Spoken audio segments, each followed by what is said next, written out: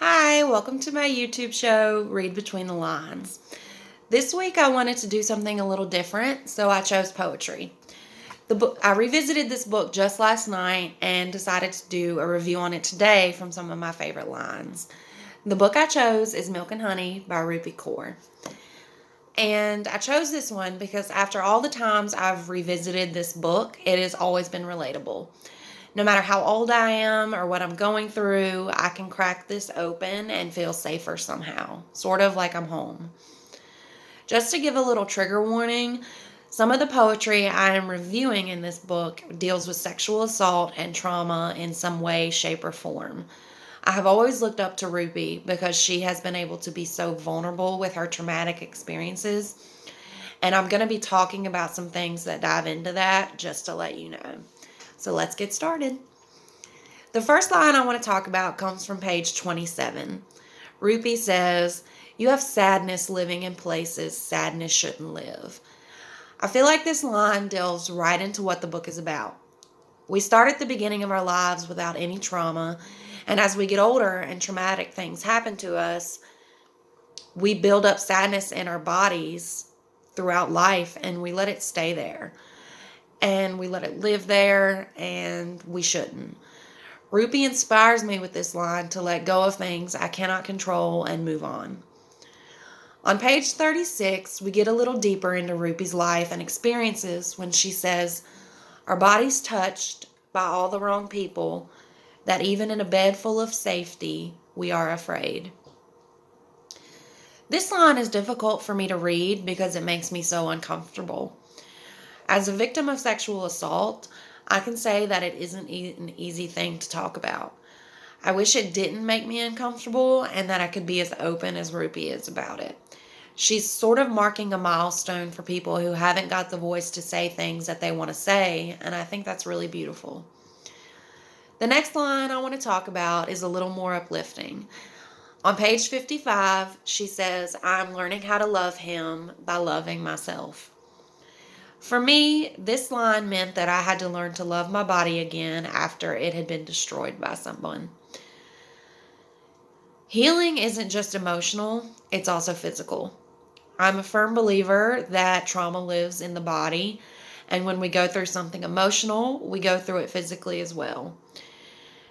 In order for me to love properly, I had to learn to love myself emotionally and physically all over again. It was hard, but it was good to know that someone else understood that. On page 81, Rupi says, "I am hopelessly a lover and a dreamer, and that will be the death of me." I felt this line to my core. No matter what I'm going through or how the world is moving around me, that sentence will always remain the same. I'm hopelessly a lover and a dreamer, and one day it will kill me.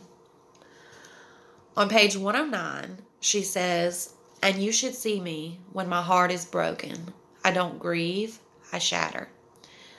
I like this line because this is the point in the book where we start to talk about other types of traumatic experiences. It doesn't necessarily focus on a specific event that happened to her, just mainly how she handled it. It's relatable because I have also been so broken that I shattered. Pain is sort of like that. It takes a hold of you, and instead of processing things one at a time, it comes in like a wrecking ball, and it can completely shatter you. My favorite line from the book is on page 111, where Rupi says, "The abused and the abuser. I have been both." If you would have asked me 18 months ago, I was nothing but a victim of all the horrible things that had ever happened to me. But after becoming sober, I began to realize that I was the villain in more stories than I cared to admit. It was very hard to accept the fact that not only had I been abused, but I had also done the exact thing to other people that was done to me. So revisiting this book after sobriety took on a whole new meaning for me with this poem. Another poem from this book that I can relate to differently after becoming sober comes on page 147. It goes, "Perhaps I don't deserve nice things, 'cause I'm paying for sins I don't remember." That line sums up early sobriety quite nicely for me.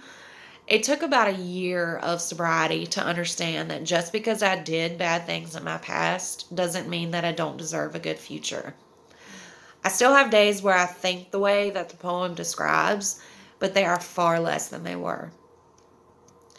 And the last line that I want to talk about today is from page 166. To be soft is to be powerful. I never knew what that meant until recently. I've been struggling lately with the words strong, resilient, and powerful. Mainly because I have spent my whole life fighting. I simply don't want to hear those words anymore. And it's not that I have anything against being strong, it's just that I'm tired of it. I want to be soft. After reading this poem, I sort of realized that being soft and being powerful can go hand in hand. You can be both at the same time, and it doesn't have to hurt. There's a difference between fighting and being strong, and I really needed to read that line. Now, for a few fun facts about Milk and Honey.